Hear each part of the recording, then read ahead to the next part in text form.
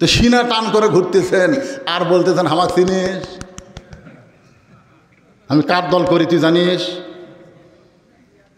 সকালবেলা বলতেছে আমাকে চিনিস, এই আগামীকাল 10টায় তোকে সাইজ করবো রে, এমন হুমকি মারছে। লোকটা তো খুবই সহজ সরল মানুষ, বাড়িতে এসে কাঁদতেছে। বউ কই কান্দো কেন গো?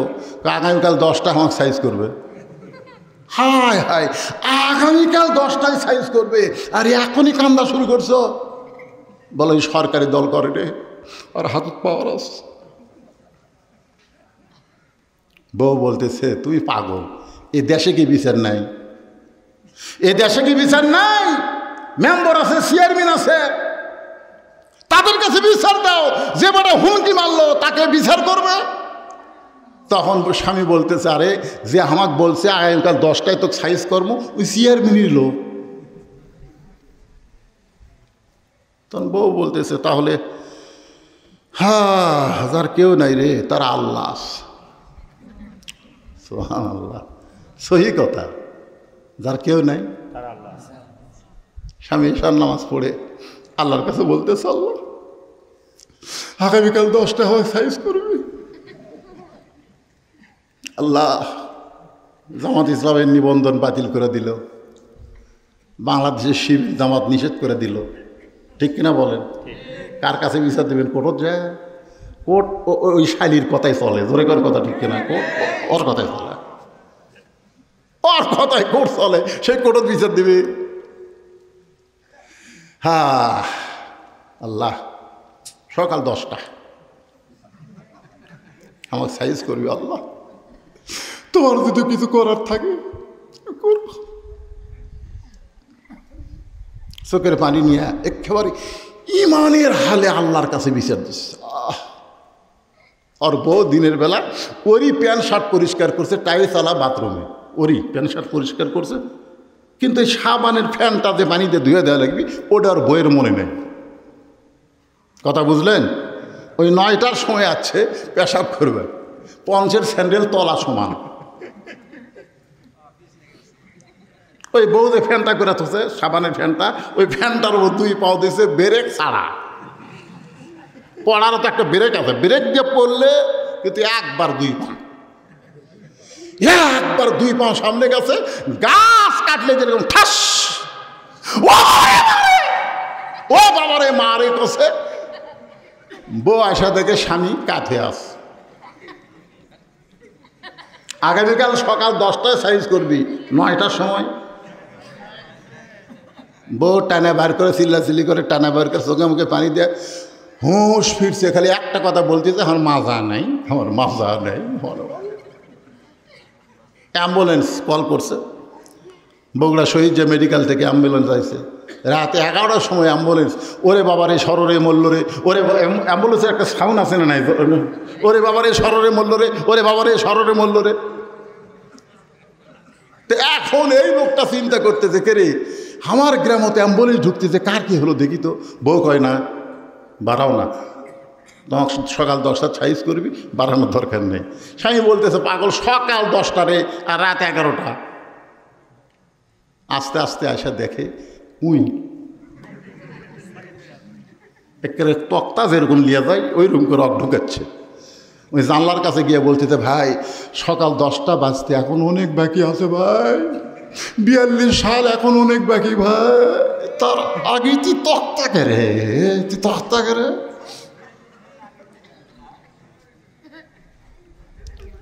ওই অ্যাম্বুলেন্সের মধ্যে কান্দিছে আর বলতেছে ভাই ক্ষমতার মালিক আমি না রে, ক্ষমতার মালিক।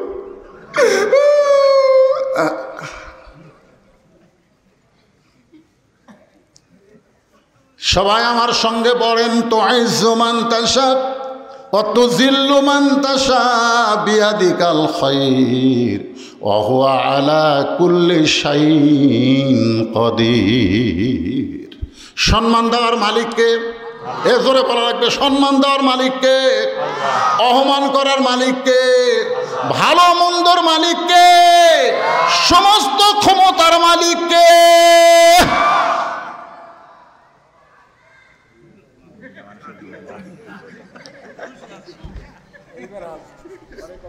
আমার মায়েরা বোনেরা যারা পর্দার অন্তরালে আছেন, বিরক্ত তো হচ্ছেন না?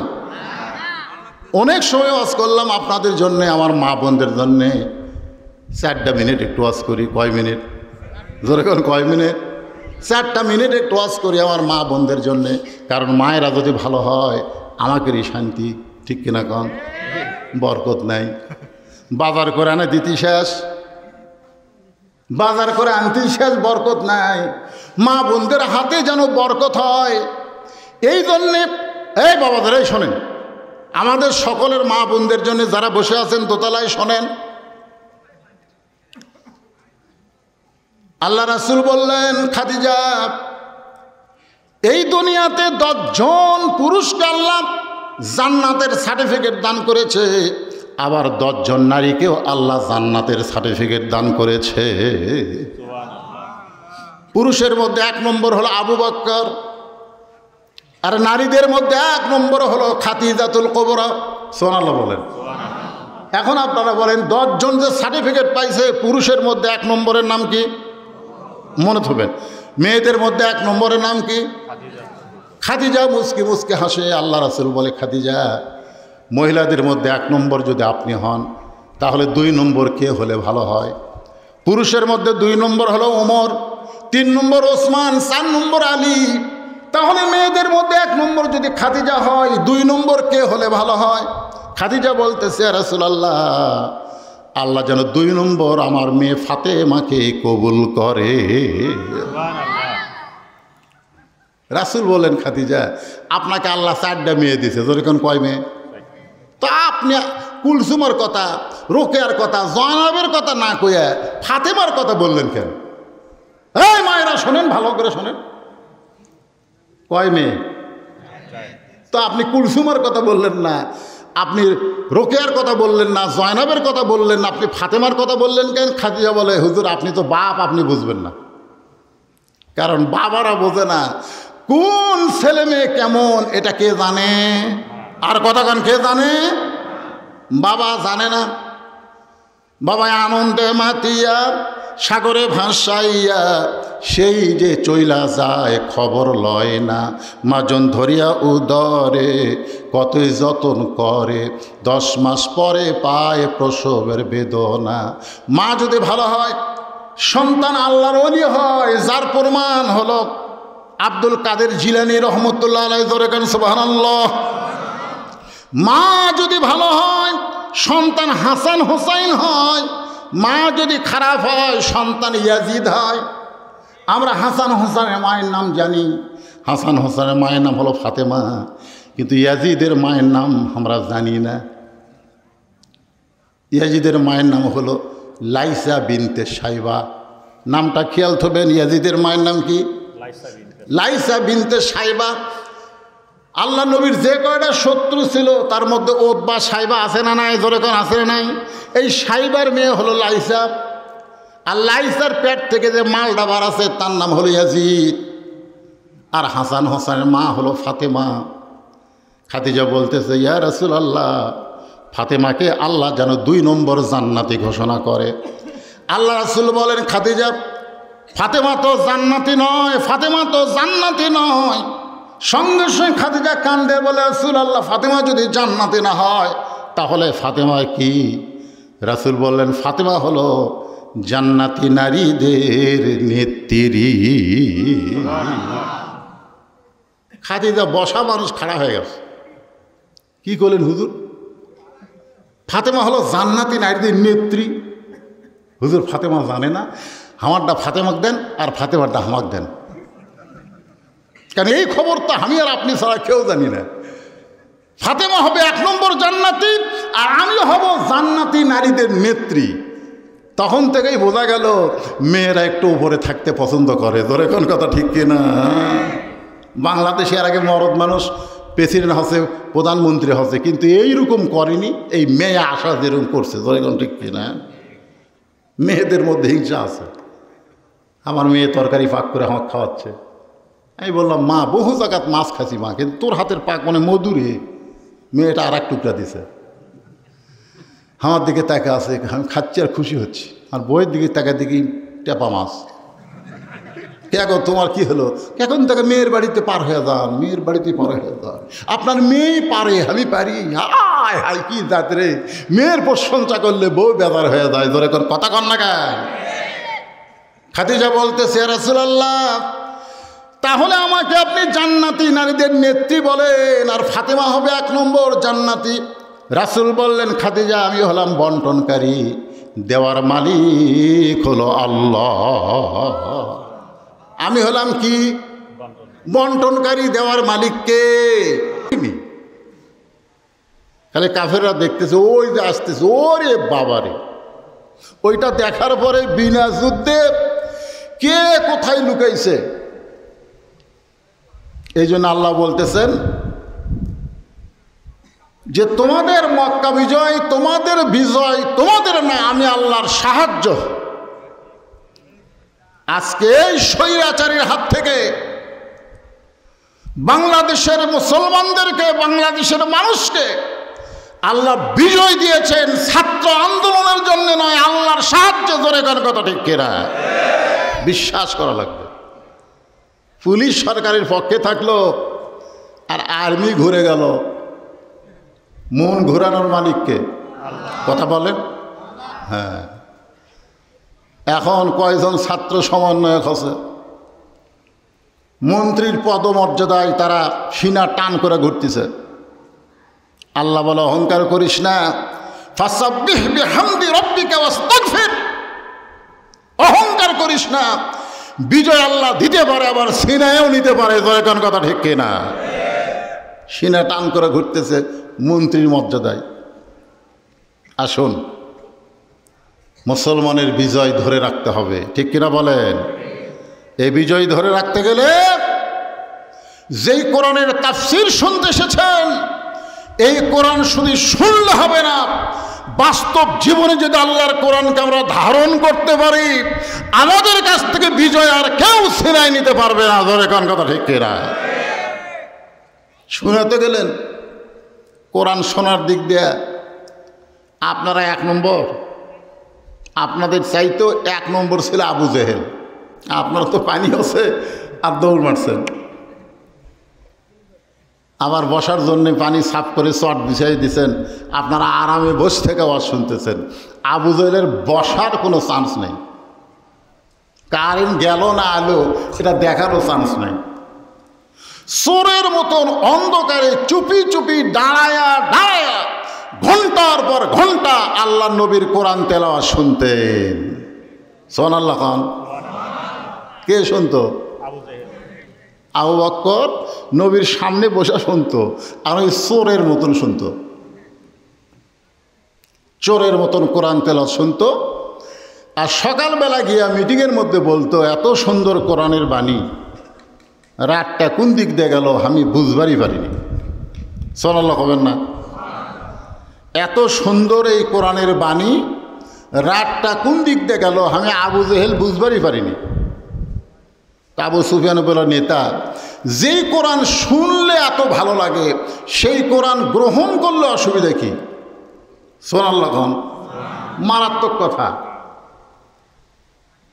স্বৈরাচারী বিদায় হয়েছে বলে আর কোনো স্বৈরাচার আমাদের কান্দের উপরে আসবে না, এইটা কখনো মনে করা যাবে না। জোরে কোন ঠিক কিনা? আবু সুফিয়ান বলে, নেতা, শুনতেই যদি এত ভালো লাগে তাহলে কোরআন ধরলে অসুবিধা কি? আবু জেহেল বলতেছে, হক কথা জোরে বলা যাবে না।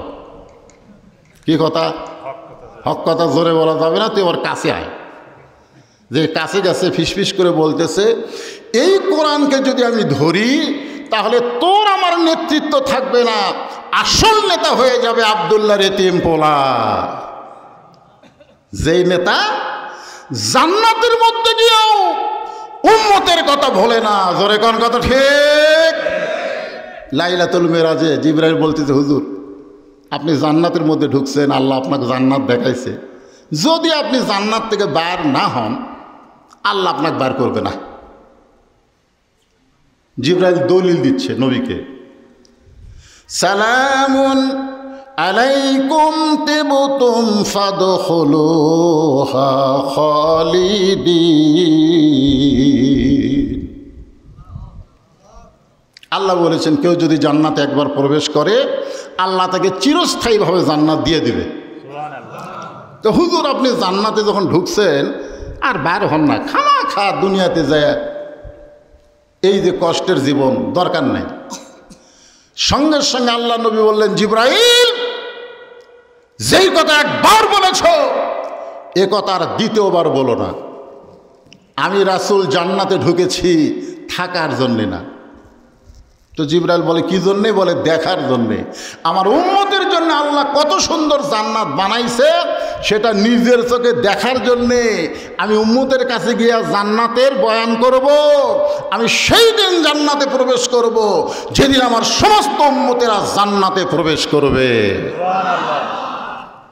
যেই নেতা জান্নাতে গিয়েও আমাদের কথা বলে না, আর বর্তমান নেতা সব চামচিয়া থুইয়া পলে গেছে। জোরে কোন কথা ঠিক না? মাঝে মধ্যেই মোবাইল কল রেকর্ড ফাঁস হচ্ছে না? 1 মিনিটে কয়বার আপা আপা আপা বাবা বাবা কি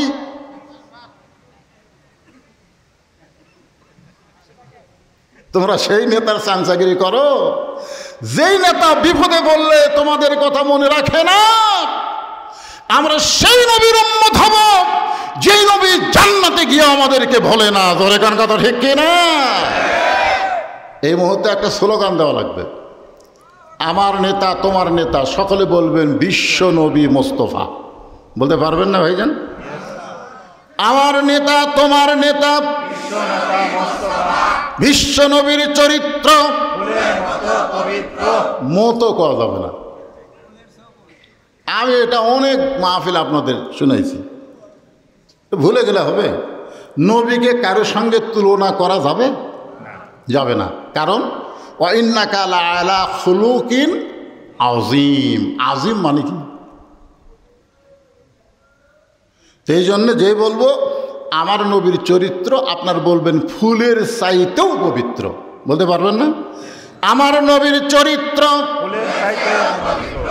মাশাআল্লাহ। আমরা সেই নবীর উম্মত। আমাদের নেতা হলো মুহাম্মাদুর রাসূলুল্লাহ সাল্লাল্লাহু আলাইহি ওয়াসাল্লাম।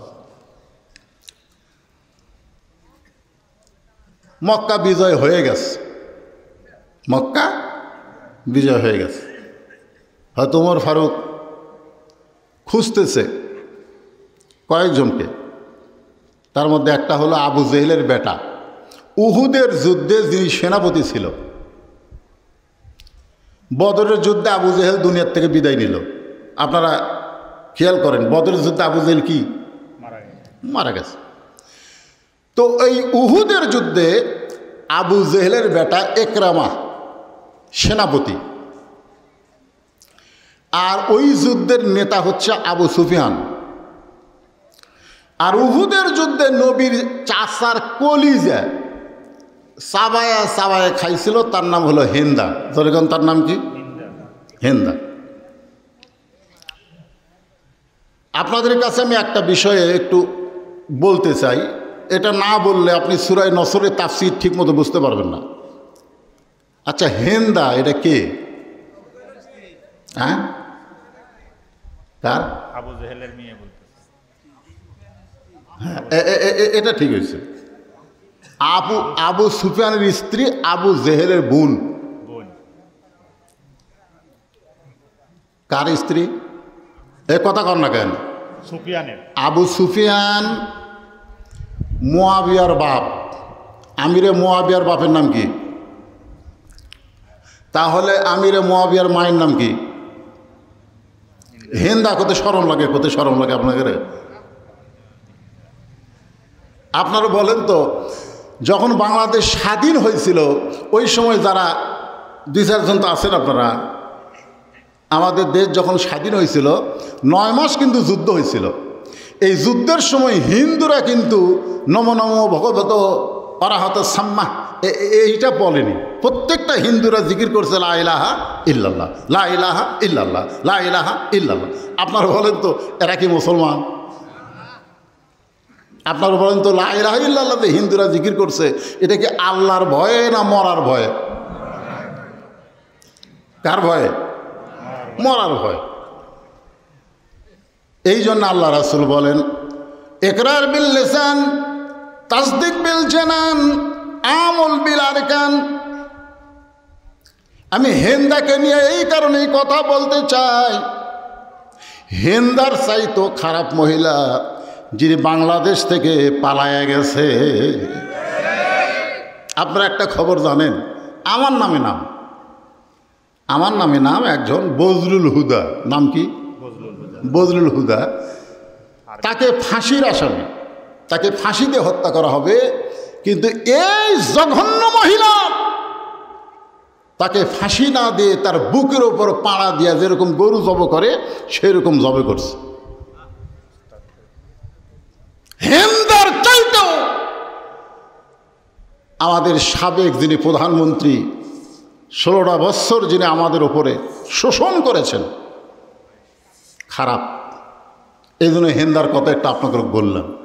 আমার যে সমস্ত মা বোনেরা ওপরে আছে এরা হিন্দা না, এরা হলো ফাতেমার গোষ্ঠী। সুবহানাল্লাহ বলেন। হ্যাঁ,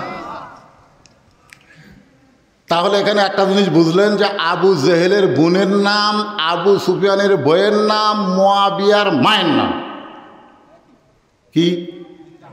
জোরে কর। মুয়াবিয়ার বেটার নাম কি? মুয়াবিয়ার বেটা ইয়াজিদ। হ্যাঁ, এটা খেয়াল থন। কারণ রাসূলের নেতৃত্বে যদি কোরআনকে আপনারা ধারণ করেন তাহলে ইয়াজিদের রাষ্ট্র পাবেন না, আবু বকরের রাষ্ট্র পাবেন। ধরে কোন কথা ঠিক কিনা? কথা কন। হ্যাঁ, আপনারা হোসাইনের রাষ্ট্র পাবেন। আমি সূরা নসর আপনাদের সামনে একটু সুন্দর করে বোঝানোর চেষ্টা করতেছি। বাবা, যারা যুবক আছো তোমাদের কিন্তু বিশাল খোরাক আছে, মনোযোগ দিয়ে শোনা লাগবে। আল্লাহ কোরআনে বললেন, ইজা আনাসরুল্লাহি ওয়াল ফাত ওয়া রাআইতান নাসা ইয়াদখুলুনা ফি দীনিল্লাহি আফওয়াজা। হাজার হাজার মানুষ ইসলামের মধ্যে দাখিল হচ্ছে। আমার এলাকার অনেক আওয়ামী লীগ বলতেছে, ভাই বিএনপি করবো না রে, জামাত করবো। এখন কি করবি? কারণ জামাতের আমির আমাকে মাফ করে দিছে রে। জামাতের আমির আমাকে কি করে দিছে? আপনারা বলেন তো, এরা যে জামাত করবি এরা কি আসলেই করবি? কথা কন না কেন? আল্লাহ সূরা নসরের মধ্যে বলতেছে যে হাজার হাজার মানুষ ইসলামের মধ্যে প্রবেশ করেছে।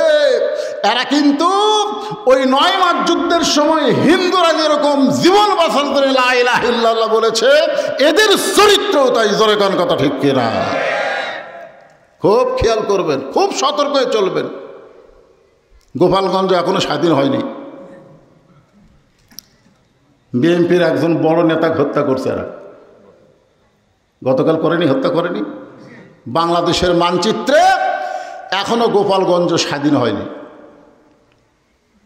এমনভাবে উত্তেজে আছে এই মুনাফিকের গোষ্ঠীরা, যে কোনো সময় বিজয়কে নস্যাৎ করে দেওয়ার পায় তারা করবে। ধরে কোন কথা ঠিক কিনা? কিন্তু পারবে না, পারবে না। যেই কোরআনের তাফসীর শুনতেছেন, এই কোরআনকে যদি আপনারা বুকে ধারণ করেন, পারছে? সাইদি হুজুর সবসময় যখনই দেখছেন আপনারা হাজরা দিবার যাচ্ছে, বুকে কোরআন শরীফ ছিল কি ছিল না? কথা বলেন, কতক্ষণ ছিল কি ছিল না? কয় তারিখে তাকে হত্যা করা হলো? 14 আগস্ট। তার 3 দিন আগে এই স্বৈরাচারীর কয়েকজন ভারতে গেছিল। ভারতে গেছিল, এত দোয়া মরবি না, এত দোয়া মরবে না। সব বক্তারা দোয়া করে, প্রকাশ্যে করে, গোপনে করে, করে কি করে না? জোরে কর। সব কিছু দেখে দিন দিন আরো তাজা হচ্ছে।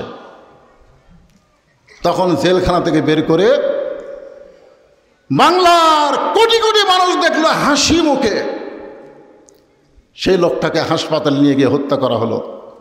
হত্যা করার পিছনে কারণ আল্লাহর ওলি সবসময় দোয়া করতেন, আল্লাহ তুমি আমাকে শাহাদতের মৃত্যু দিও। জোরে করার কথা ঠিক কিনা?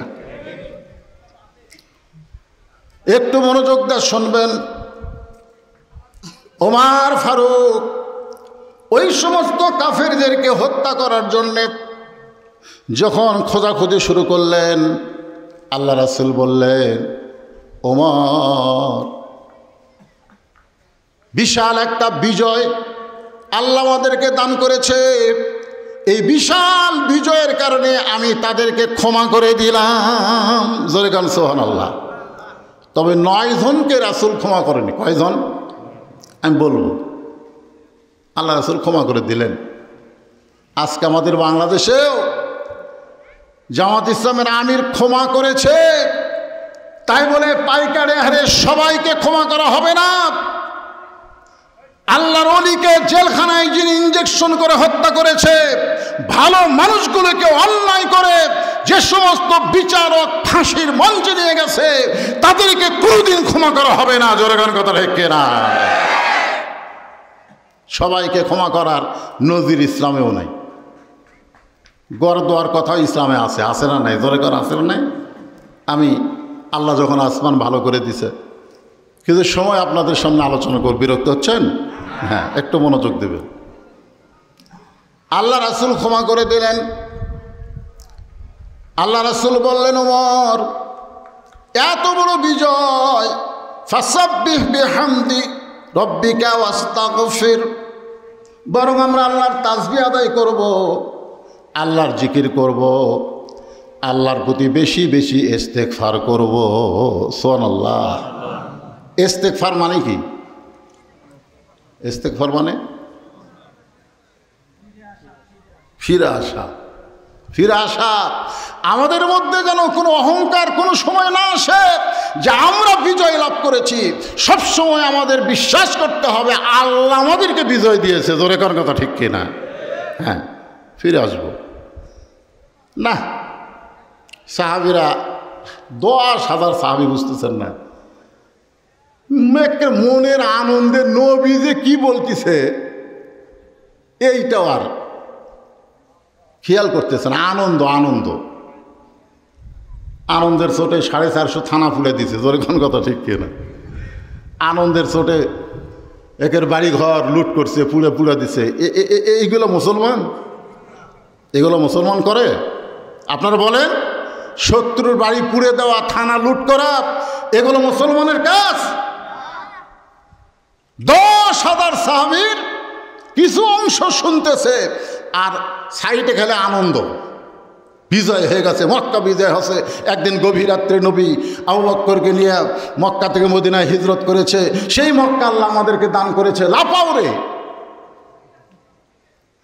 আল্লাহর নবী চিন্তা করলেন, এই সমস্ত আনন্দকারী সাহাবীদেরকে সাইজ করার জন্যে একটা জায়গার মধ্যে ঢুকতে হবে, একটা জায়গার মধ্যে ঢুকতে হবে। সে জায়গার নাম হলো জান্নাতুল মাওয়া। খুব খেয়াল করবেন, সে জায়গার নাম কি? হজ করছেন হাজী সাহেবরা জানে, কাবা থেকে, কাবা ঘর থেকে দক্ষিণে 1 কিলো গেলেই এই জান্নাতুল মাওয়া, মক্কার সবচাইতে বড় গোরস্থান। আল্লাহ রাসূল জান্নাতুল মাওয়ার মধ্যে ঢুকলেন। এখন আপনারা বলেন, রাসূল যদি কোনো গোরস্থানের মধ্যে ঢোকে, সাহাবীরা কি করবে? কথা কয় না। আল্লাহ কোরআনে বলেন, আতিউল্লাহ ওয়া আতিউর রাসূল, আল্লাহর আনুগত্য করো, তোমাদের নবীকে অনুসরণ করো। নবী যখন বিজয়ের আনন্দ না করে গোরস্থানের মধ্যে ঢুকলেন, সাহাবীরা নবীকে অনুসরণ করলেন। নবী একটা কবরের পাশে গিয়া ছোট বাচ্চার মতন কান্না শুরু করে দিলেন। আমার মায়েরা যারা দোতলায় বসে শুনতেছেন, একটু মনোযোগ দিবেন। আল্লাহ কোরআনে বললেন, অকরনা ফি বুয়ুতিকুন্না ওয়ালা তাবাররাজনা তাবাররুজাল জাহিলিয়াতিল উলা। রে মেয়েরা, তোমরা ঘরের ভিতরে থাকো, তোমরা ঘরের বাইরে যাইও না। কোনো প্রয়োজনে যদি ঘরের বাইরে যাও, তাহলে হেজাব নিয়ে, পর্দা নিয়ে তোমরা বাইরে যাবে। ওই জাহিলি যুগের মেয়েদের মতন সাজগোজ করে বের হওয়ার কোনো পারমিশন মুমিনা নারীর জন্যে নাই। এই হুকুম কার? আরো জোরে বলেন। এই হুকুম হচ্ছে আমার আল্লাহর। অথচ বাংলাদেশে এমন কতগুলো বুদ্ধিজীবী আছে যারা বলতেছে 24 সালে আবার কিসের পর্দা, 24 সালে নাকি পর্দার দরকার নাই। আপনারা বলেন তো, এই পর্দাটা কোনো সালেকে আল্লাহ মাফ করছে না কিয়ামত পর্যন্ত মেয়েদের জন্য ফরজ করেছে? কথা বলেন না কেন? কারণ আপনারা যে 5 ওয়াক্ত নামাজ পড়েন, এই নামাজ কিন্তু 24 ঘন্টায় পড়া লাগবে না। আপনি 5 বার নামাজ পড়লে চলবে। আমার মায়েদের বলতেছে, আপনারা যে রমজান মাসে রোজা রাখেন, সারা বছর রোজা রাখা লাগবে না, 1 মাস রোজা রাখলেই চলবে। ও মায়েরা করবেন, এই পর্দাটা কোনো সময়ের জন্যে না, 24 ঘন্টায় পর্দার ভিতরে থাকা লাগবে। হুকুম কার? নবী একটা কবরের পাশে গিয়া, জান্নাতুল মাওয়া কবরের পাশে গিয়া ছোট বাচ্চার মতন কান্না শুরু করে দিলেন। সাহাবীরা বললেন, ইয়া রাসূলুল্লাহ, আজকে মক্কা বিজয়ের দিনে আমরা আনন্দ মিছিল করব, আর আপনি আনন্দ মিছিল না করতে দিয়া আপনি কবরের মধ্যে ঢোকে একটা কবরের কাছে দাঁড়িয়ে ছোট বাচ্চার মতন কাঁদতেছেন। হুজুর, আপনার এই কান্দার কারণ কি? আর এই কবরটা কার আমরা একটু জানতে চাই। এত বড় বিজয়ে নবী আনন্দ মিছিল না করে কবরের পাশে গিয়ে দাঁড়ালেন। আমরা যারা বাংলাদেশে বিজয় পাইছি 24 সালের 5 আগস্ট, আমরা কি একটা বার কবরের কথা খেয়াল করছি? আমাদের নেতা, শ্রেষ্ঠ নেতা, তিনি বিজয়ের আনন্দ না করে সমস্ত সাহাবেদেরকে নিয়ে কবরের মধ্যে ঢুকলেন। একটা কবরের পাশে গিয়ে ছোট বাচ্চার মতন কান্না শুরু করে দিলেন। সাহাবেরা জিজ্ঞেস করলেন, হুজুর, এইটা কার কবর? কারণ যেই কবরের পাশে রাসূল কাঁদতেছে, ওই কবর যখন আল্লাহ রাসূল দিয়েছেন তখন সাহাবীর সংখ্যা ছিল মাত্র 300 জন। ধরে কোন কয়জন? আজকে মক্কা বিজয়ের দিনে সাহাবী কত? 10,000। তাহলে 9,700 জন সাহাবী জানে না ওটা কার কবর। আল্লাহ রাসূল বললেন, যেই কবরের পাশে দাঁড়িয়ে কাঁদতেছি, এই কবরটা হলো তোমাদের মা খাদিজাতুল কুবরার কবর। সমস্ত সাহাবীরা বললেন, ইয়া রাসূলুল্লাহ, আমরা মা খাদিজা সম্পর্কে একটু জানতে চাই, আমরা মা খাদিজা সম্পর্কে জানতে চাই। কারণ 300 জন সাহাবী জানে মা খাদিজাকে, আর 9,700 জন তারা তো আর জানে না। এ কারণে বললেন, হুজুর, আমরা মা খাদিজা সম্পর্কে একটু জানতে চাই। আল্লাহ রাসূল বললেন, খাদিজা সম্পর্কে জানবে না খাদিজার জীবনের একটা আমল তোমরা শুনবে? খাদিজা সম্পর্কে জানবে না খাদিজার জীবনের একটা আমল তোমরা শুনবে? সমস্ত সাহাবীরা বললেন, হুজুর, খাদিজার জীবনে এমন কি আমল ছিল যে আমলটা আমরাও শুনতে চাই। রাসূল বললেন, শুধু শুনলে হবে না, সে আমল তোমাদেরকে করতে হবে। সামিনা ওয়া তাআনা, এই কোরআন শুধু শুনলে হবে না, বাস্তবে কোরআনকে গ্রহণ করা লাগবে। কথা বলেন ঠিক কিনা? তো আজকে কি আপনারা খালি শুনবেন না আমল করবেন? এই কথা কন না কেন? এই যুবকেরা, কারা কারা ঈশার নামাজ পড়নি? বৃষ্টির মধ্যে যখন মসজিদে ঢুকলো, আমি তখন ভাইয়ের সাথে বললাম, ভাই, মসজিদে সবাই ঢুকবে না, কারণ মসজিদে ঢুকবার গেলে কি লাগে? শরীর পাক থাকা লাগে। জোরে কারণ কি থাকা লাগে? 2 নম্বর কাপড় পাক। যারা পেশাব করে পানি টানি লাইনি, যারা ঈশার নামাজ পড়েনি, মসজিদের মধ্যে ঢুকবার গেলে আবার একটা দোয়াও পড়া লাগে, আল্লাহুম্মা আফতাহলি আবওয়াবা রাহমাতিক। তো মসজিদের মধ্যে সবাই ঢুকবে না, তো মসজিদের বাইরে হলে অনেকে ওয়াজ শুনবে। এখানে অনেক যুবক থাকতে পারো যারা হয়তো ঈশার নামাজ পড়েনি, এরকম আছে না নাই? কথা বলেন ভাই, আছে না নাই? যারা ঈশার নামাজ পড়নি যুবক, আমি তোমাদেরকে বলতেছি, বুড়াকালের কোনো ইবাদত কিন্তু আল্লাহ নেবে না। আমার মতন বুড়া হয়ে 5 ওয়াক্ত নামাজ মসজিদের শেষ রাত পড়ে থাকবে, মনে করবে আল্লাহ মাফ করবে না। আল্লাহ বলেছেন, তোমার শৈশবকালের কোনো ইবাদত আমার দরকার নাই, তোমার বুড়াকালের কোনো ইবাদত আমার দরকার নাই, যৌবনকালের ইবাদতের হিসাব দাও, জান্নাতে চলে যাও। জোরে কান সুবহানাল্লাহ। যে সমস্ত যুবক দাঁড়ায় আছো, যে সমস্ত যুবক বসেছ, তোমরা ফজর পর্যন্ত জীবিত থাকবা তার কোনো গ্যারান্টি আছে? জোরে বলেন আছে? সাহাবীরা বললেন, ইয়া রাসূলুল্লাহ, মা খাদিজা জীবনে কি এমন আমল করতেন আমরা শুধু শুনবো না, আমরা সে আমলটা করবারও চাই। তো মা খাদিজা কি আমল করছে আপনারা খালি শুনবেন না করবেন? কথা কয় না। কারা কারা করবেন? দুই হাত তোলো, আল্লাহকে একটু দেখান তো দেখি। যারা এশার নামাজ পড়ো না হয় তারাও হাত তোলো, টান টান করে তোলো। লিল্লাহে তাকবীর। আল্লাহ রাসূল বললেন, মা খাদিজার জীবনের সবচাইতে গুরুত্বপূর্ণ আমল হলো সব সময় মৃত্যুকে স্মরণ করা। সব সময় কি স্মরণ করা? মৃত্যুকে স্মরণ করা। চাষটলে বসে আমরা গল্প করতেছি, অমুকের ফাঁসি হলো, অমুকের ফাঁসি হলো, অমুকের ফাঁসি হবে রে। দুই কান্দের দুই ফেরেশতা খায়, আল্লাহ ই কত বড় শয়তান, ই অপরের ফাঁসির চিন্তা করে, আর মরার চিন্তা করে না কেন? কারণ ফাঁসির তারিখ আছে, মরার কোনো তারিখ নেই। কথা কোন ভাইজান? ফাঁসির তারিখ আছে, আছে না নাই? জোরে কোন আছে না নাই? জল্লাদ শাহজাহান বলেছে, জল্লাদ শাহজাহান, যে জামাত ইসলামের যে কয়টাকে ফাঁসি দেওয়া হয়েছে আমি নিজেই দিছি। হ্যাঁ, গর্বের সাথে উমরে গেছে, ওই কিন্তু মরছে, জল্লাদ শাহজাহান মরছে। ও বলছে জামাত ইসলামের যে বড় বড় নেতাগুলো ফাঁসি দেওয়া হয়েছে আমি নিজেই দিছি। তো এক সাংবাদিক বলতেছে, অবস্থা কীরকম? বলে আমি ওই জায়গাতে আশ্চর্য, একজনকেও দেখিনি ফাঁসির মঞ্চে সে কান্না করতে, বরং সবাইকে দেখেছি মুস্কি মুস্কি হাসি তাদের মুখে, কারণ তারা সাইদ হসে। জোরে কন কি হসে? কথা কন না কেন? সাইদ হসে। আল্লাহ বলেছেন, লা তামুতুন্না ইল্লা ওয়া আনতুম মুসলিমুন, তোমরা মুসলমান না হয়ে মরো না। যে কয়জনকে ফাঁসি দেওয়া হয়েছে তাদের হাসির কারণ হলো তারা মুসলমান হয়ে ফাঁসির রশি গলায় নিচে। জোরে কোন কথা ঠিক না? কারণ তারা বিশ্বাস করে ফাঁসির দড়ি গলায় নেওয়া মানেই দুনিয়া থেকে বিদায় নিব, আল্লাহ জান্নাতের 8টা দরজা খুলে দিবে। জোরে কোন কথা ঠিক? ফাঁসির আগে মানুষ তওবা পড়ে, নামাজ পড়ে, কোরআন তেলাওয়াত করে, কানতে কানতে কলমা পড়ে। রাসূল বলেছেন, সারা জীবন যদি পাপ করে মৃত্যুর সময় লা ইলাহা ইল্লাল্লাহ এ কলেমা পড়ে যদি মারা যায়, শুধুমাত্র এই কলেমা পড়ার ওসিলায় আল্লাহ তাকে মাফ করে দেয়। সুবহানাল্লাহ।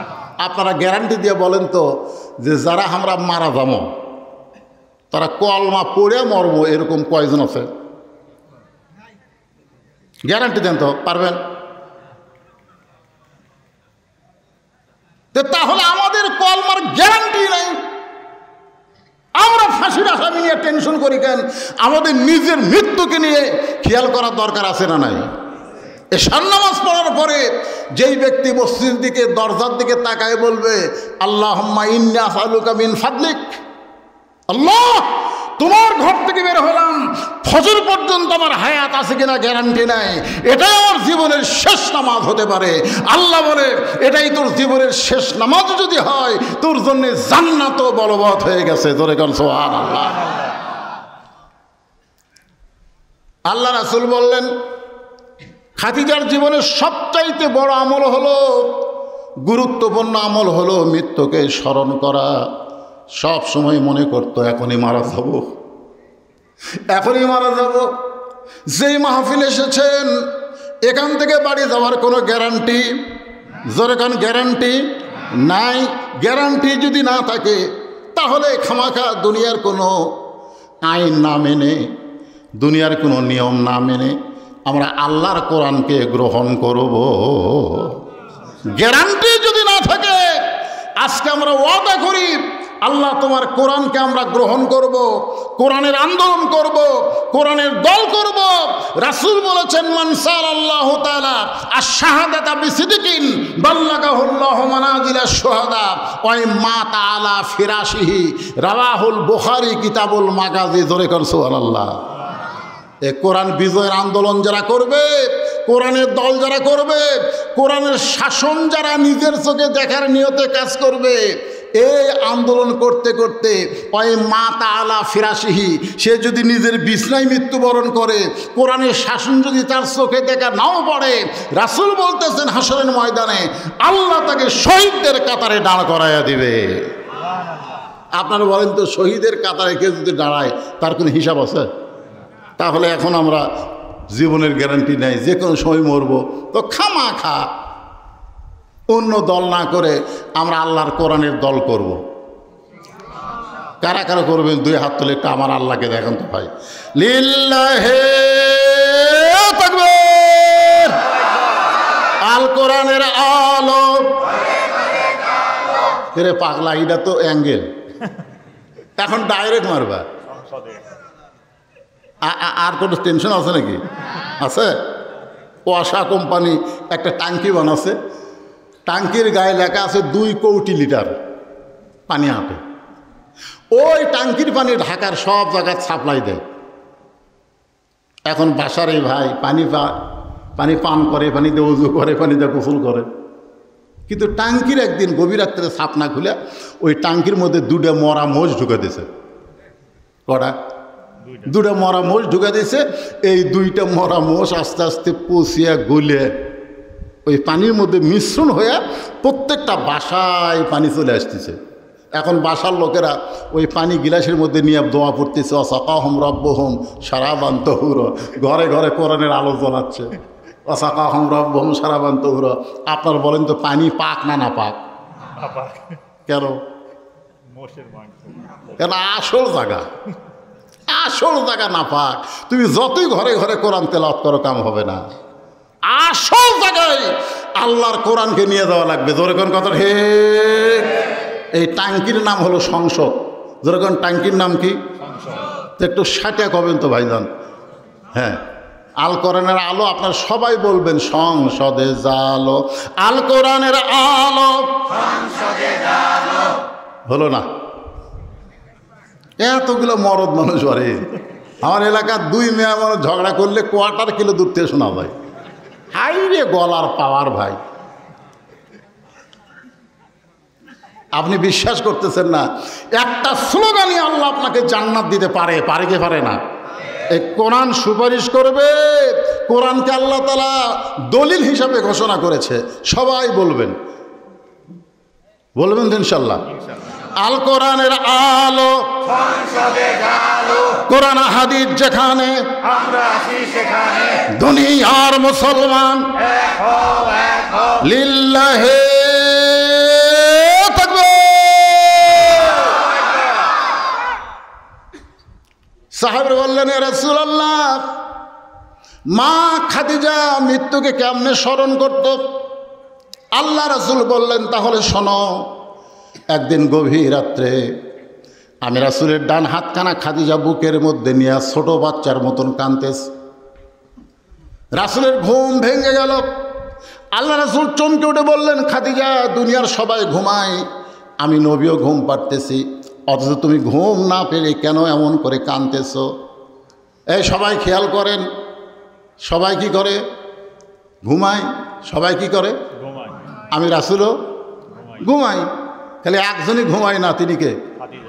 না না, কথা কয় না, আরো জোরে কন। হ্যাঁ হ্যাঁ, আল্লাহ ঘুমায় না। লা তাখুযু সিনাতাও ওয়ালা নাওম। ঘুম তো দূরের কথা, আল্লাহ তন্দ্রা পর্যন্ত নেই।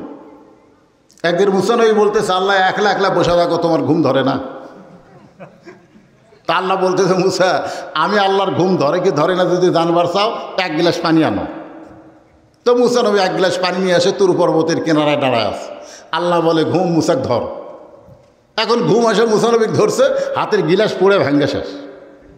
কিছুক্ষণ পর আল্লাহ বলে, মুসা পানি দাও। মুসা বলতেছে, আল্লাহ আমার ঘুম আছে, তুমি জানো না? আল্লাহ কয় মুসা, ঘুম থাকার জন্য এক গিলাস পানি তুমি রক্ষা করতে পারলে না, আমি আল্লাহর ঘুম থাকলে কুল কায়নাত কেমনে রক্ষা হবে? ধরে কোন সুবহানাল্লাহ। তাহলে কি বুঝলেন? রাসূল বলতেছে দুনিয়ার সবাই ঘুমায়, আমি নবীও ঘুমাই, কিন্তু তুমি না ঘুমায় কেন কাঁদতেছ? খাদিজা বলে, ইয়া রাসূলুল্লাহ, আমার চোখটা যখন বন্ধ হয়, বন্ধ হওয়ার আগে আমি একটা দোয়া পড়ি, আপনারা সকলেই দোয়াটা পড়বেন। আল্লাহুম্মা বিইসমিকা, পড়েন, আল্লাহুম্মা বিইসমিকা আমুতু ওয়া আহইয়া। আমরা ঘুমায় যাই কিন্তু ঘুমাই না, আমরা মরে যাই। জয় কোন কথা ঠিক কিনা? আমরা ঘুমানোর পর আল্লাহ যদি চেতন না করে, মনে করেন যে ঘুম আপনারা দিলেন এশার নামাজ না পড়ে যদি আপনি চেতন না পান, দুনিয়ার কোনো ডাক্তার চেতন করতে পারবে? তাহলে ঘুম দেওয়ার মালিককে, চেতন করার মালিককে?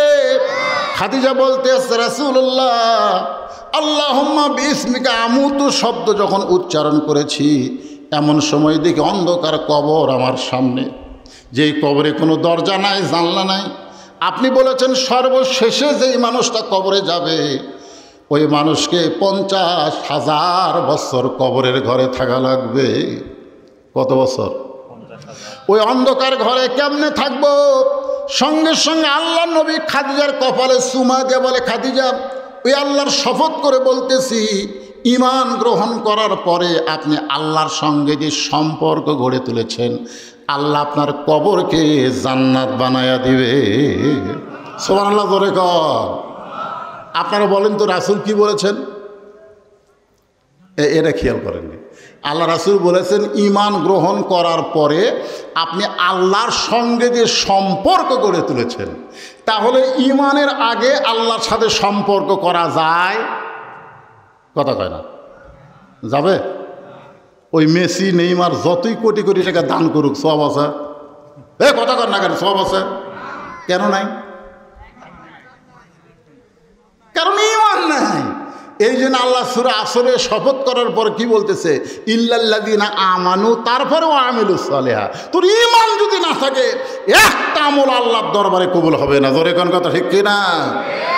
16 বছর স্বৈর শাসকের কারণে আমাদের সকলের ঈমান দুর্বল হয়ে গেছিল। জোরে কথা কন না কেন ভাই? চারিদিকে তাকায় বক্তা বন্ধু ওয়াজ করে, বক্তাও তাকায়।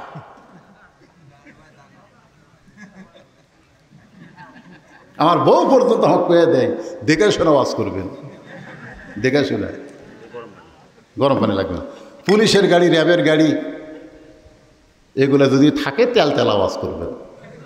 আপনি এখন বলেন কোরআন শরীফ, যে কোরআন আল্লাহ বলতেছেন, কুল জাআল হাক্কু ওয়া যাহাকাল বাতিল ইন্নাল বাতিলা কানা যাহুকা, যে কোরআন হক, আর সে হক কথা বলবার সে বক্তা পর্যন্ত চারিদিকে দেখে শোনা ওয়াজ করছে। আপনার বলেন তো আমাকে ঈমান ঠিক ছিল? কথা কোন ঠিক ছিল? এই জন্যে মনে ঈমান গ্রহণ করার পরে আল্লাহ রাসূল বলে নাই যে ঈমানের কলেমা পড়ার পরে, তা বলে নাই। বলেছে খাদিজা, ঈমান গ্রহণ করার পরে তুমি আল্লাহর সঙ্গে যে সম্পর্ক গড়ে তুলেছ, আল্লাহ তোমার কবরকে কবর রাখবে না, তোমার কবরকে জান্নাত বানায় দেবে। এখন আপনারা বলেন, আমরা কি ঈমান পড়িছি না গ্রহণ করছি? একটা হচ্ছে কলেমা পড়া, আর একটা হলো গ্রহণ করা। আমি যদি সারা রাত পড়ি চোর চোর চোর চোর চোর চোর চোর চোর চোর চোর চোর চোর চোর কমবি? আপনারা এখন চোর কমবি? কারণ চোর চোর আমি পড়তেছি, কিন্তু চোর আমি ধরতেছি না। চোর আমি ধরতেছি না।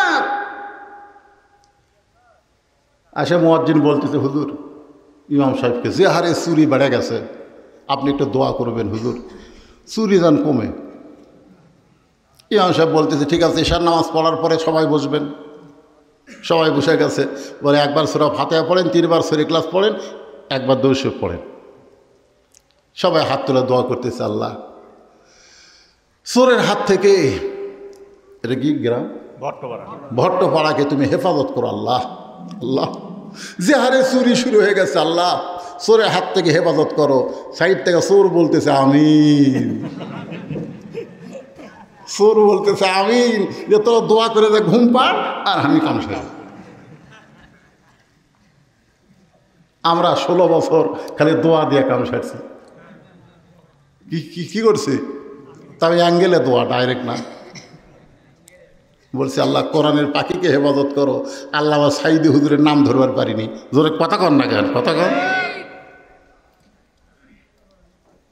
এখন ইমাম সাহেব যদি বলে মুয়াজ্জিন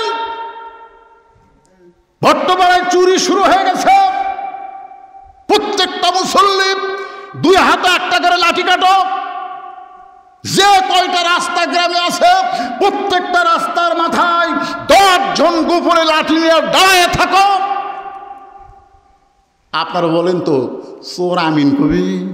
কথা কন না কেন? চোর আমিন কবি? তা আজকে আমাদের অবস্থাটা কি? ঈমান আমরা কলেমা পড়েছি না গ্রহণ করছি? না, গ্রহণ করার মতন মুসলমান এখন আমরা হইনি। গ্রহণ করবার গেলে 3টা জিনিস খেয়াল করেন। ইকরার বিল লিসান, জবানে বলতে হবে লা ইলাহা ইল্লাল্লাহ। 2 নম্বর হলো তাসদিক বিল জানান, শুধু জবানে বললে হবে না, ওইটা কলিজার মধ্যে জায়গা দেওয়া লাগবে। কলিজার মধ্যে যদি ইমানের জায়গা একবার দিবার পারি, উকিলে সে বারবার বলতেছে রাষ্ট্রপতির কাছে দরখাস্ত করেন, রাষ্ট্রপতি যদি আপনাকে মাফ করে দেয় তাহলে আপনার ফাঁসির দণ্ড মাফ হয়ে যাবে। ইমানদার কলিজার দিকে তাকায় আর কয় কি কইলা উকিল?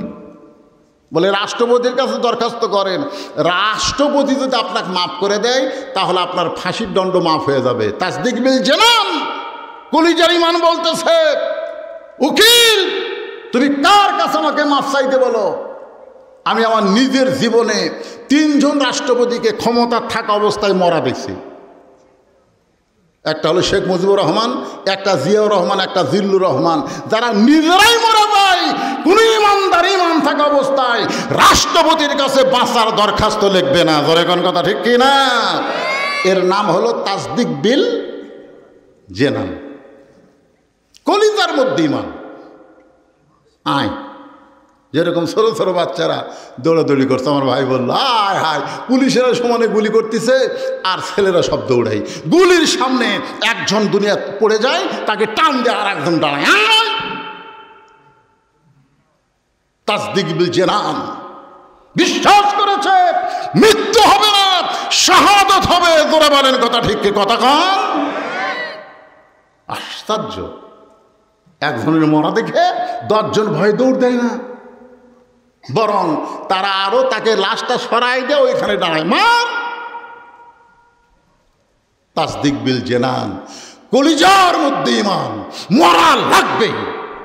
বাতিলের সঙ্গে আপোষ করে বাঁচতে চাই না, হকের পক্ষে লড়াই করে মরতে চাই। জোরে কর কথা ঠিক না? মরা লাগবেই। 3 নম্বর হলো আমল বিল আরকান, ঈমান অনুযায়ী আমল করতে হবে। ঈমান অনুযায়ী আমল করতে গেলে আবল তাবল আমল করলে হবে না। আবল তাবল দলিল নাই, বিনা দলিলে আমল করে, এরকম আমল আমাদের বাংলাদেশে আছে না নাই? আমার দয়াল বাবার দরবারেতে কেউ ফিরে না খালি হাতে।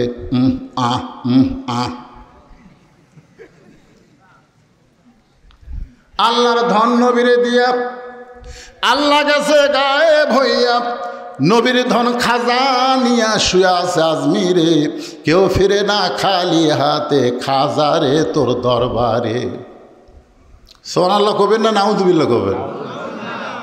তাহলে আমল বিল আরকান, ঈমান অনুযায়ী আমল করতে চাই তাহলে আল্লাহর কোরআন আর নবীর সুন্নাহর দরকার আছে না নাই? দরকার আছে না নাই?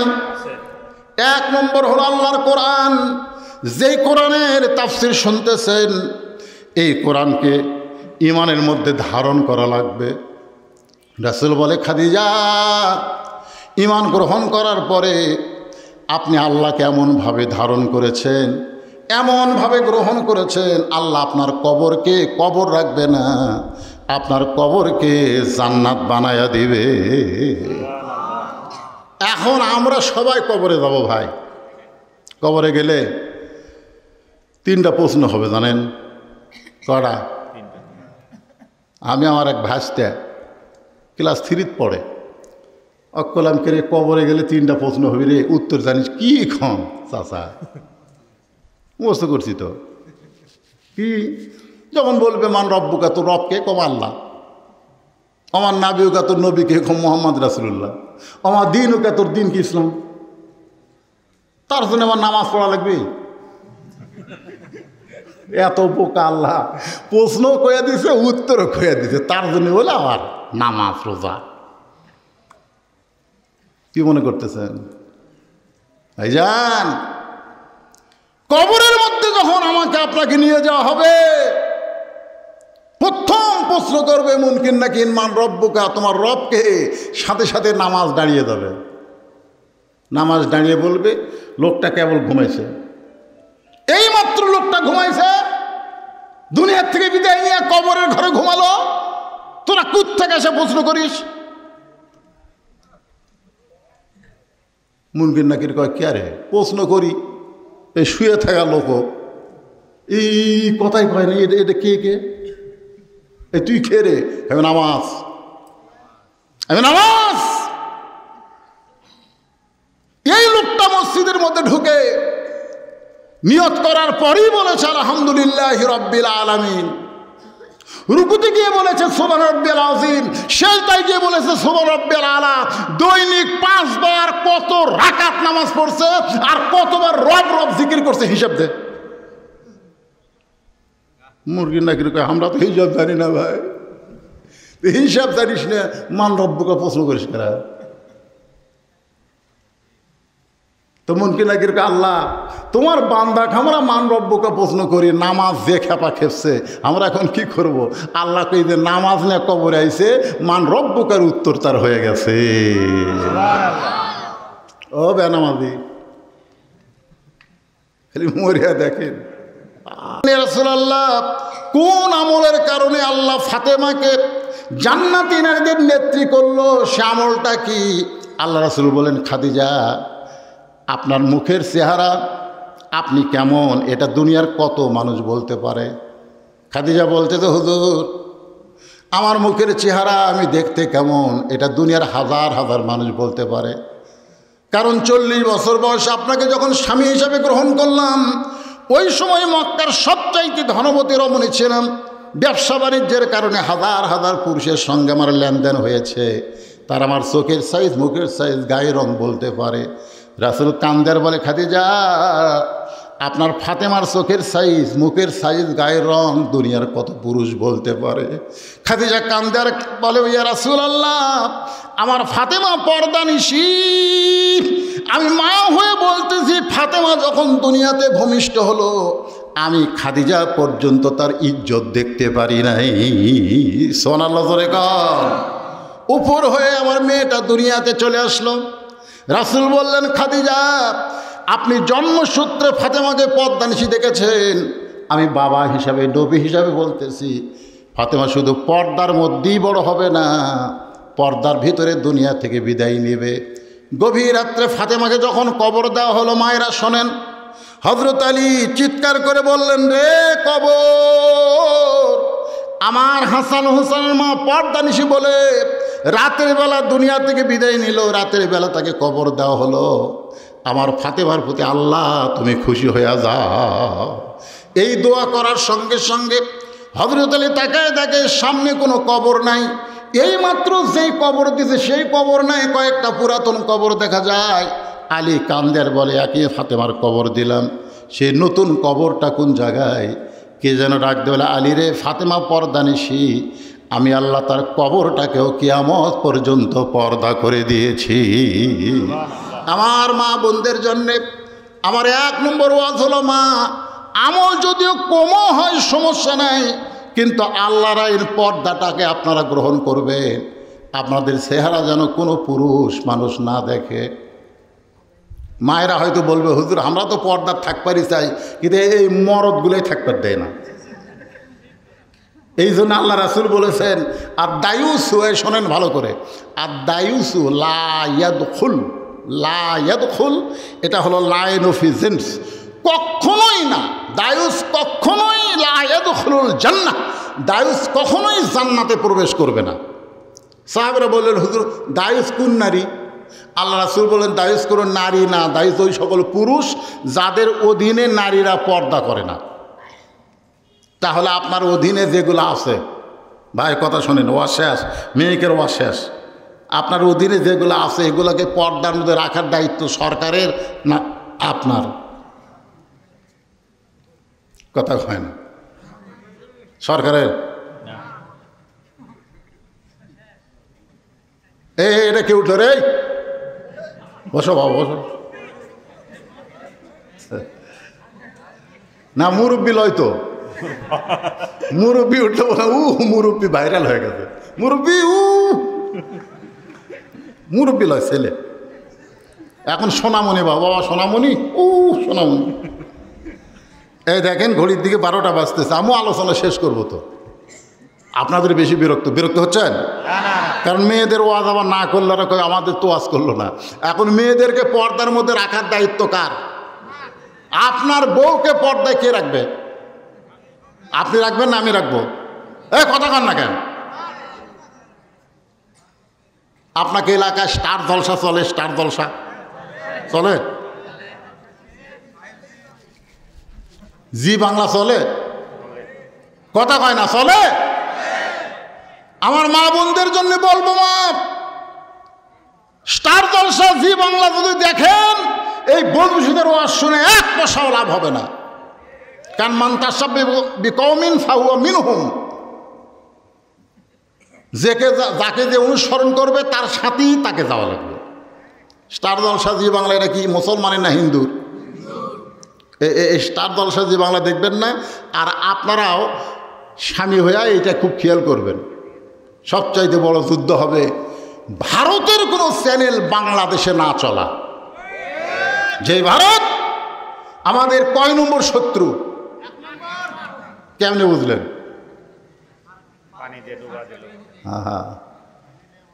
ভারত বাংলাদেশকে ভালোবাসতো একটা মানুষের জন্যে, সেই মানুষ এখন ভারতত আছে। বাংলাদেশে একটা গানও বাড়াইছে, মোদির বউ নাই।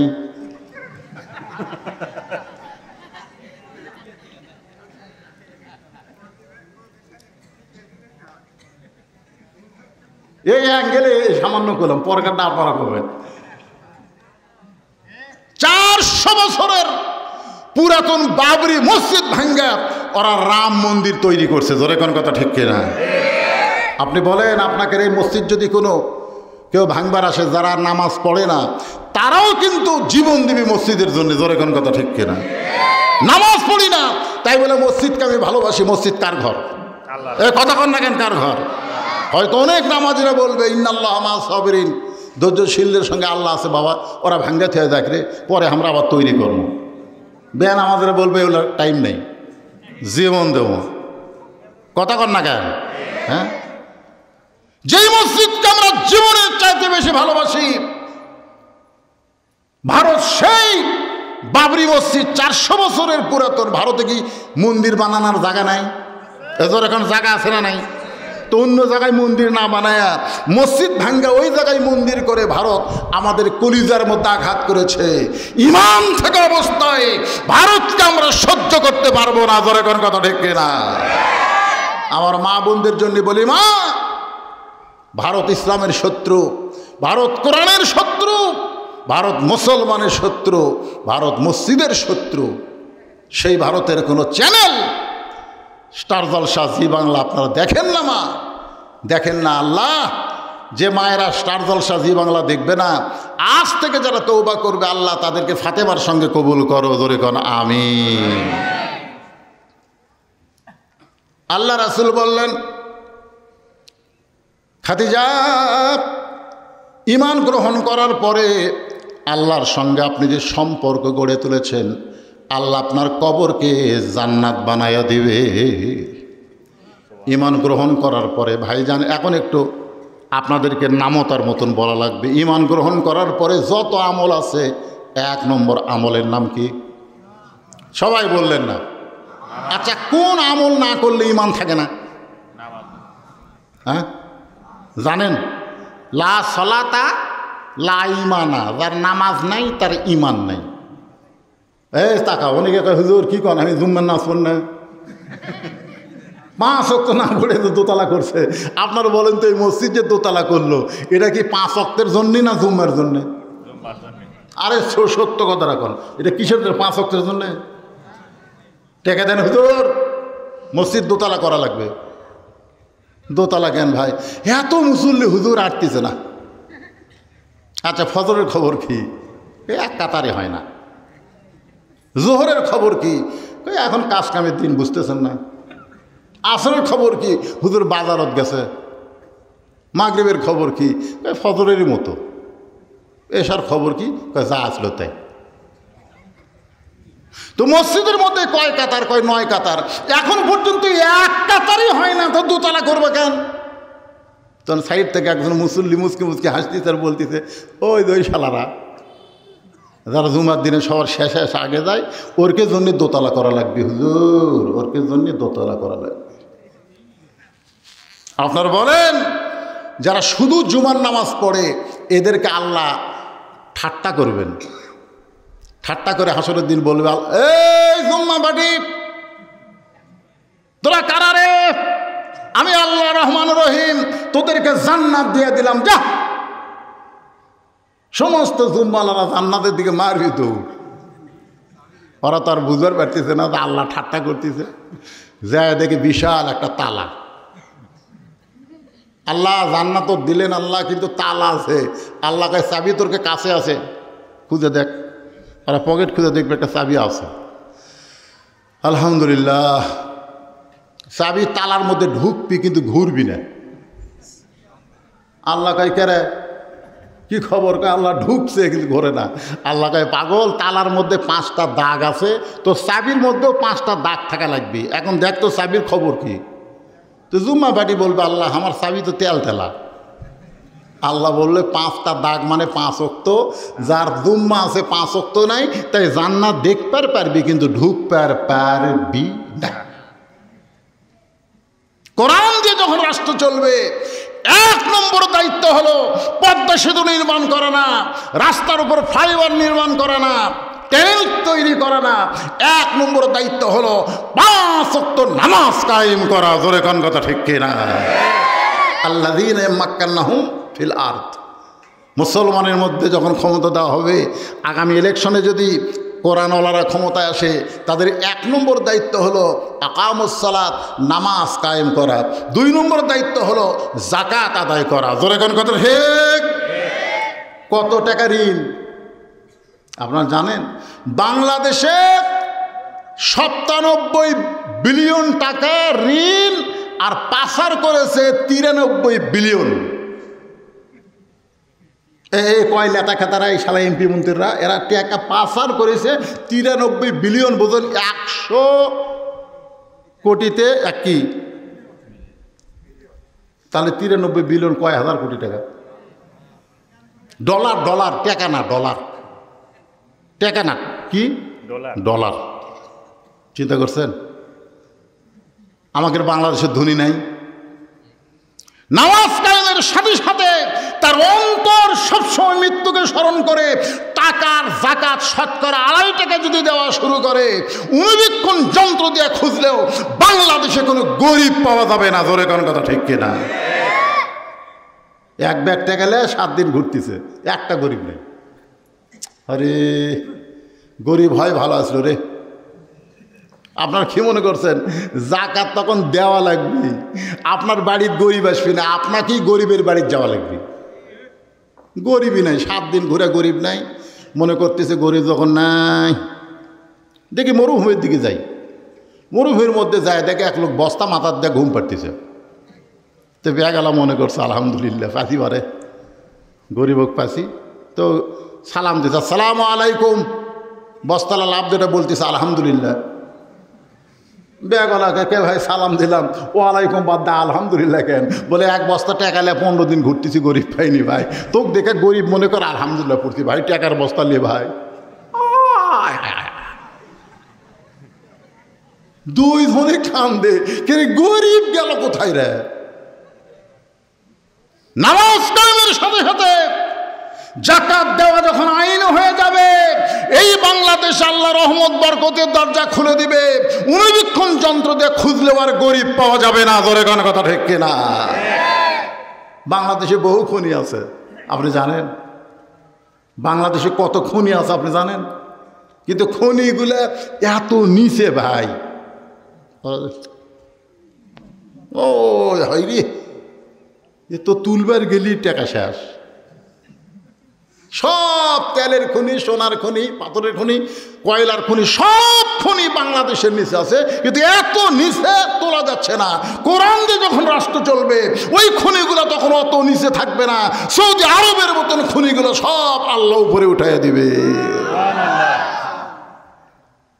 কি মনে করতেছেন? যে হারে ফসল পাচ্ছেন ওই হারে ফসল, আবাদ কম হলেও রেজেকের মধ্যে বরকত হবে, নবীর সুন্নার আইন হবে। তোমার ক্ষুদাকে তুমি 3 ভাগ করো। এই গামলা গামলা গোস্ত মাছ আছে যে তুমি পেট ভরে খাবে? তোমার ক্ষুদাকে 3 ভাগ করো। 1 ভাগ খাও, 1 ভাগ পানি পান করো, 1 ভাগ আল্লাহর জন্য ফাঁকা করো। তোমার দেহ হবে সৈনিকের মতন, সোলজারের মতন। পেট কোনোদিন উঁচা হবি না, বুক উঁচা হবি। অন্যায় দেখলে ধরবি। ধরে কোনো কথা ঠিক কি না?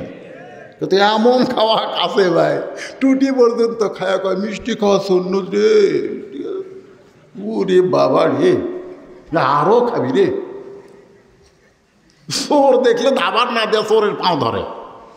কারণ যে বেশি ভুড়িয়ালা মানুষ, উনি 10 মাসে পোয়াতের মতো উনি দৌড়াবার পারবে।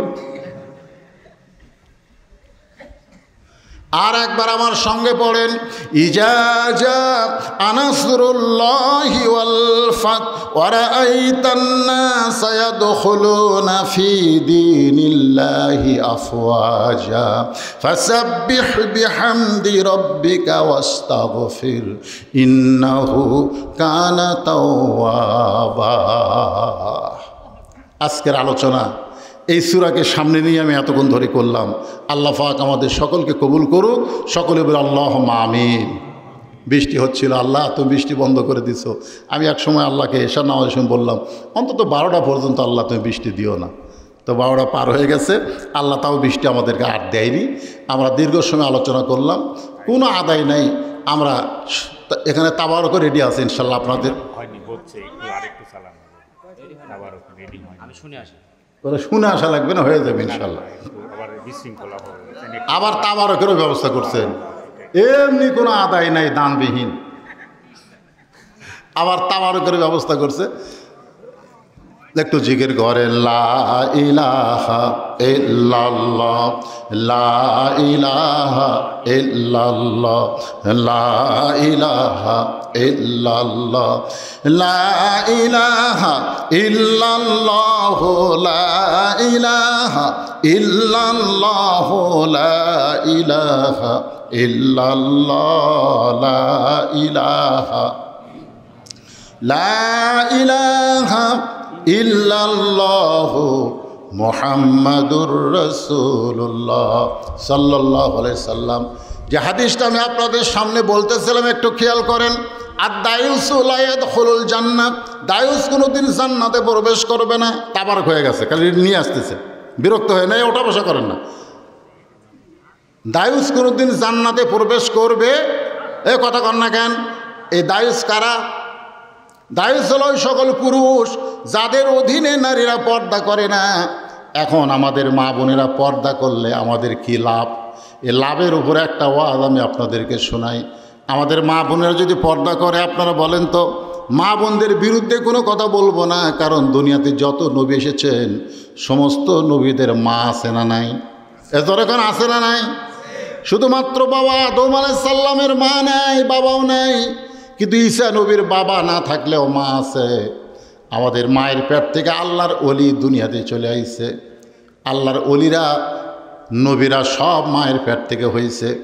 সেই মাগুলো যদি ভালো থাকে, ভালো রাখার 1 নম্বর আইন হলো পর্দা। এই পর্দার ব্যবস্থা আপনারা করবেন।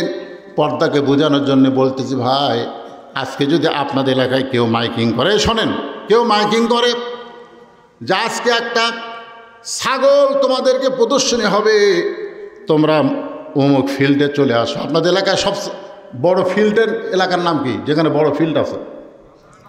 হ্যাঁ, হরিতলা। হরিতলার ফিল্ডে তোমরা চলে আসো, একটা ছাগল প্রদর্শনী করা হবে। আপনারা বলেন তো, মানুষকে ছাগল দেখার জন্য হরিতলা যাবে? যেখানে যাবে, কেন যাবে না?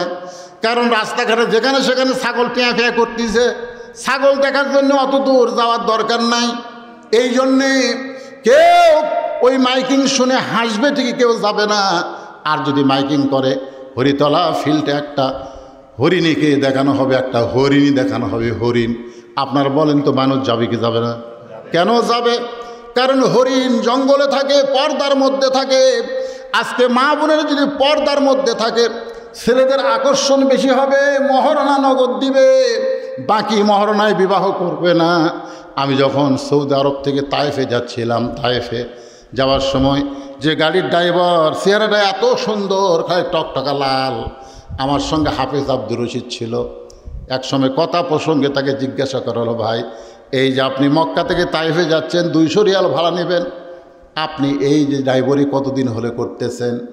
ওই লোকটা বলল, হুজুর আমি আসলে ড্রাইভার না, আমি মক্কার একজন আমিরের ছেলে।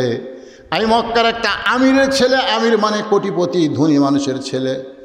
হাফিজ সাহেব জিজ্ঞাসা করলো, তাহলে আপনি ড্রাইভারি করতেছেন কেন?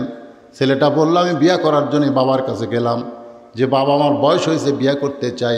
আমার বাবা কইল, মহারণার টাকা জোগাড় করো। বাপের টাকা দেওয়া, বইয়ের মহারণা দিলে হবে না, অন্তত মহারণা দেওয়া কোরআনে আল্লাহ ফরজ করেছেন। এই মহারণার টাকা তুমি জোগাড় করো। হুজুর 2 বছর হলে ড্রাইভারি করতেছি, যে টাকা কামাই করি সেই টাকা জমা করতেছি, আর 1 বছর ড্রাইভারি করলে আমার মহারণার টাকা জোগাড় হবে, আমার বাবার হাতে দিব, তারপরে বাবা আমাকে বিয়ে করাবে। আমি আশ্চর্য হয়ে গেলাম। সৌদি আরবের একজন যুবক বিবাহ করতে গেলে সর্বপ্রথম যেই জিনিসটা খেয়াল করে তার নাম হলো মহারণা। যেরকম তার নাম কি? আর আমাদের বাংলাদেশের ছেলেরা, বাপ অটো ভ্যান চলায়, আর ছেলে রাস্তায় 30,000 টাকার মোবাইল নিয়ে ঘোরাফেরা করে। বাপ অটো ভ্যান চালায়, আর ছেলে 30,000 টাকার মোবাইল নিয়ে, 4G মোবাইল, 5G মোবাইল নিয়ে ঘোরাফেরা করে। যদি জিজ্ঞাসা করা হয়, তোর বাপ ভ্যান চালায়, তোর এত মোশান কেন? ছেলে খালি মুচকি মুচকি হাসি আর কয়, হুজুর মোশান আমার হবে নাকি আপনার হবে? বলে, তোর মোশান হওয়ার কারণ কি? বলে, গত বছর এক মেয়ের বাপ আমার দাম 1.5 লাখ কষে, 1 বছর ধৈর্য ধারণ করার কারণে এই বছর আর এক মেয়ের বাপ আমার দাম 2 লাখ বলতেছে। আমি তখন মনে মনে বললাম, বাংলাদেশে মেয়েরা বেপর্দা হওয়ার কারণে ছেলেরা মহারণা তো দেয় না, বরং বিমান পাওয়ার আশায় ঘোরাফেরা করে। জোরে কোন ঠিক কিনা? আজকে যদি আমাদের মায়েরা হরিণীর মতন পর্দার মধ্যে থাকে, যদি তারা আল্লাহর আইনকে গ্রহণ করে, তাহলে ছেলেরা রাস্তায় মোশান করবে না। কারণ বকরির মতন যেখানে সেখানে মেয়েদেরকে দেখতে পাবে না, যার কারণে তারা বিবাহ করার জন্য আগ্রহ পেশ করবে। তাদের মধ্যে লোভ হবে, বাপ মা বলবে মহারণা আদায় না করলে বিয়ে হবে না। তখন কোনো ডিমান্ড বাংলার জমিনে থাকবে না। মেয়েরা পর্দা ধরার কারণে তাদের মহারণা দিয়া বিয়া করা লাগবে। ধরে কোন ঠিক কিনা? কথা কোন ঠিক কিনা? বাইরে পদ্মা নদী থেকে এবারে কিন্তু এবারও ভারত পূজাতে ইলিশ চাইছিল, দিবে বলে দিছে ডক্টর ইউনূস, আমরাই কিনা খামো, আমাকে দেশের ইলিশ আমরাই খামো, তোর হোক দেবো না। পদ্মা নদীর থেকে 7 কার্টুন ইলিশ, কয় কার্টুন? 7 কার্টুন ইলিশ, একেবারে ইলিশ মাছ বরফ পলিথিন দিয়ে প্যাকেট করে বগুড়া নিয়ে যাচ্ছে। কিন্তু মানুষেরই ভুল, 1 কার্টুনে বরফ না দিয়ে খালি পলিথিন দিয়ে প্যাকেট করছে। 6 কার্টুনে বরফ আছে, পলিথিন আছে, ইলিশ আছে। আর 1 কার্টুনে খালি ইলিশ আছে, পলিথিন আছে, কিন্তু বরফ নেই। কার্টুন করে বগুড়া নিয়ে যাচ্ছে। এখন তো ইলিশ নামার সঙ্গে সাথে যারা যারা বুকিং দিছে তারা নিয়ে গেছে। 6 কার্টুন আর ইলিশ ভালো, কিন্তু 1 কার্টুন ওই লিয়ে যা কেবল খুলিছে ভাই। যেই খুলিছে ভৌমাছিকার দাওয়াত দেওয়া লাগেনি।